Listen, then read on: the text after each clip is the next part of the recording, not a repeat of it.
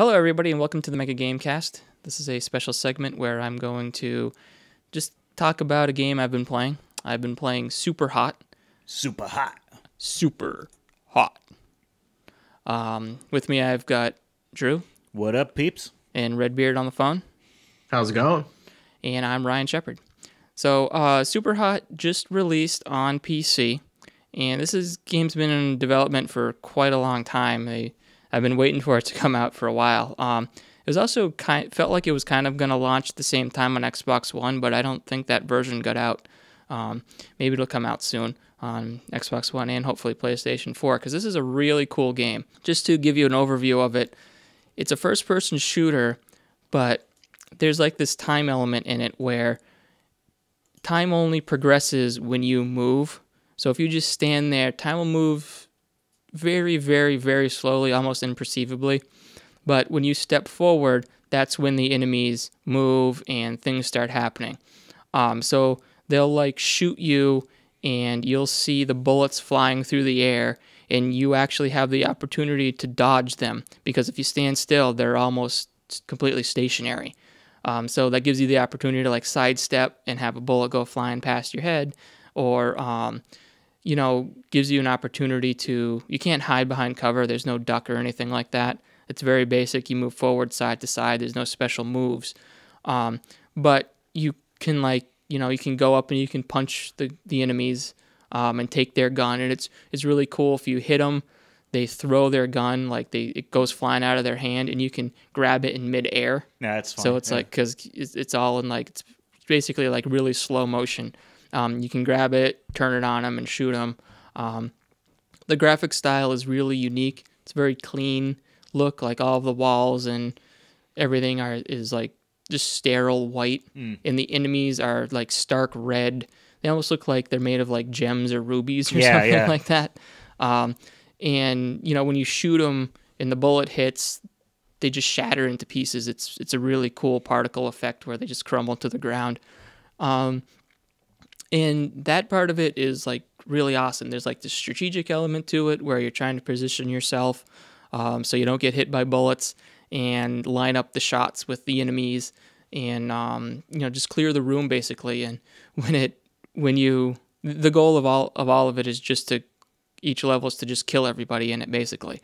And when you do it, it goes into like this replay mode where you see everything you just did in real time. Oh, really? Okay. So it's not, it seems like really slow paced when you're doing it, like you're methodically planning out all this stuff, and then you get the real time replay, and it's like you're doing all these, it's like everything. That's pretty cool, actually. Done in like 7 seconds, what took you it could take you like 2 or 3 minutes to do a full thing, and then it turns out it gives you like the time at the top, and it's like, actually this took you 7 seconds. That's crazy. It shows you like what you can do in a short amount of time if it's if you it's kind of like Matrix style, except for exactly you can stop for a second, So it reminded me of the Matrix, reminded me of like Max Payne, where they introduced bullet time, where time slowed down, you can see the bullets flying past you and everything like that. And I feel like Quantum Break's going for that kind of thing too. Yeah, they are. They're going for some sort of time manipulation where you can actually get stop time, like stop bullets in the air and rush around. I don't know. It'll be cool when that comes out. But we're talking about SUPERHOT. We'll see how it compares to that when it finally comes out. So it also, the visual style also reminded me a lot of like Mirror's Edge. Yeah, see, that's what it reminds me of by looking at it. Yeah, it looks like the clean look and the emphasis on red to highlight things is very Mirror's Edgy. Yeah, red and white or whatever. Yeah, red and white. And, Mirror's Edge had more detail and more color than that, but that was like the main thing that they were going for. It reminds me a lot of that. And there is this other part of the game that's more like, that ties the narrative together, because these moments where you're shooting people are kind of like brief missions. They're not very long. There's usually like, half dozen guys you have to take out, and they're contained in a small area because you're moving around kind of slowly. Mm-hmm. So if you had this big open area, it wouldn't make a whole lot of sense. And there's like this hacking sub-story where the game opens up and you're granted access to this company's servers, and there's this SUPERHOT.exe that you have to launch, and it's like a cracked version of this game that's in development or something like that. Huh. And I'm not going to get into too much of it because that's where the narration really comes in, but it's kind of cool. They play with like, mind control a little bit, and like what is actually real, what isn't real. In this interface that you interact with the game and like actually launch the game from, and you can view replays and stuff like that, is all like an old like computer terminal. It looks like it's all like DOS based or something like that. Yep. And there's like things hidden in there. Like there's a whole another game that's kind of like a log chopping game. It's called Tree Dude. And you have to go back and forth on this tree and watch out for branches and chop the tree down, see how fast you can go and how far you can get. It's just like... So is that where the puzzle element comes into the game? Because, I don't know, some of the reviews I'm seeing, it says puzzles are really unique and cool. Now, are they talking about that, or are they talking about the actual gameplay itself? No, there's no puzzles in there. I thought it was going to be a little deeper. Like, there were these illusions of, like, oh, now the game's cracked, so you're going to have to figure out the password. Yeah. But there wasn't really anything like that. It has full controller support, so you're in these chat rooms and you're talking with people, and there's no actual keyboard input. So, like, if you type on the keyboard, it doesn't actually write out what you say. Oh, okay. It's like it fills in pre-built things. But yeah. Like on the gamepad, if you tap the triggers back and forth real fast, it fills it in quick, and it's like a pre-filled thing. So there's no like role playing or anything like that. Yeah. You're not like typing whatever you want to say to these people or anything like that. But it's just something that moves it forward, gets you, instead of just having like a constant series of levels, it breaks it up a little bit here and there. But probably what they're talking about with puzzles is like each level is basically a puzzle. Yeah, I guess that's more what, because like I was wondering if the hacking thing was the puzzles or the individual level, kind of like how Hitman levels are considered like a big puzzle of sorts. I can see this game kind of having that kind of. Yeah, and that's kind of what it is. It's that's the puzzle. Is like each level is putting together the pieces and figuring out, because some of them were really tough. I got stuck on quite a few of them for a long time. There was one where you had to kick a guy out a window in the very beginning, and then after that, like, guys just came running in from all sorts of different doorways. And then the final sequence is actually pretty tough too. Yep. It's like it's one of those things where you don't realize it until you really start playing it, but it's made me actually a more intuitive first-person shooter player, because it's teaching you, like, you have to lead guys with bullets.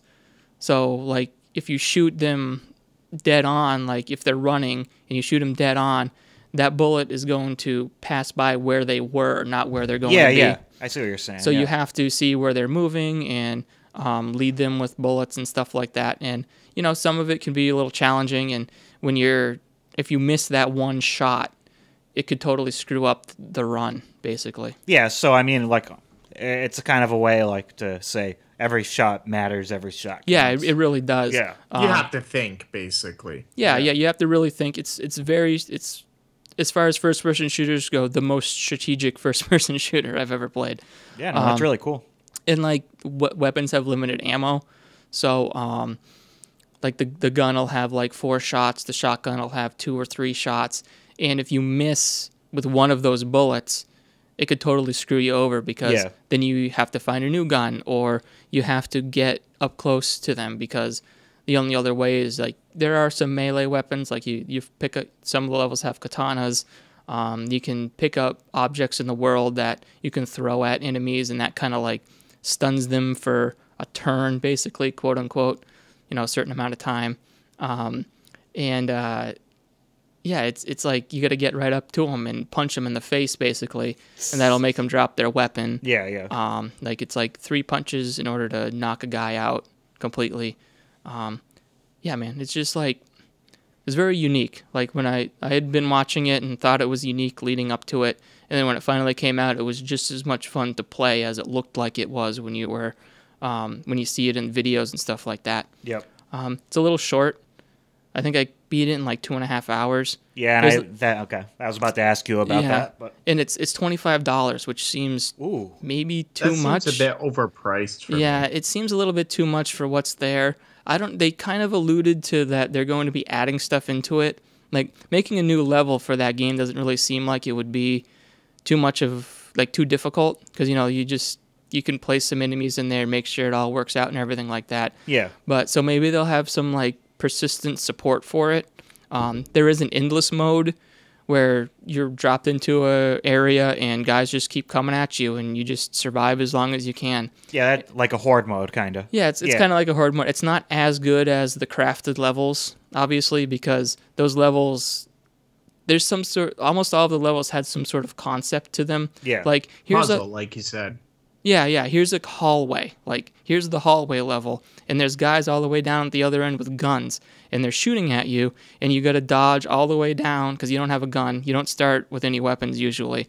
So you have to dodge the bullets all the way down the hallway, and then once you get there, you got to be like, all right, what do I do now?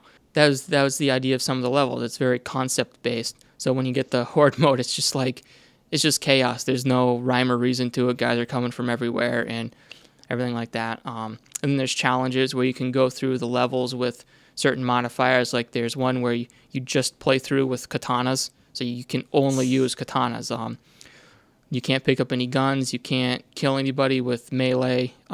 With just your fists, that'll be a fail state. So you can only use katanas. You can only slice them up, and you can throw all of the weapons too. So if you throw the katana, that's like an instant kill. So it's not repetitive. They add like different kind of challenges as you're going. Yeah. It's the same levels you played through before, but they tweaked it by, saying you can only use a katana. Yeah, which is cool. It gives you a different kind of challenge. Yeah. So, I mean, the story was kind of a little funny for a little while. There was some quirkiness to it, and it didn't have a huge payoff or anything like that, but it was something that kept it interesting right along instead of just being a, mission after mission after mission. So yeah, I would say that, like I said, it's short, and it's, in my opinion right now, a little bit expensive. I would say you definitely should try to check it out. Maybe wait for a Steam sale, or if it comes out on other platforms, wait for a sale there. I think you should definitely play it. But right now, it just seems like it's a little bit too expensive. But it's such a hard thing to say. Like, I think you should definitely play this game, but at the same time, I can't really say go out and get it because you might not get your money's worth at this moment. Yeah, I mean, it sounds like a really cool game. Just maybe drop the price a little bit. Anyway, absolutely. Maybe even like $10. Yeah, as a $15 game, I think this would be a no-brainer. Absolutely. Yeah.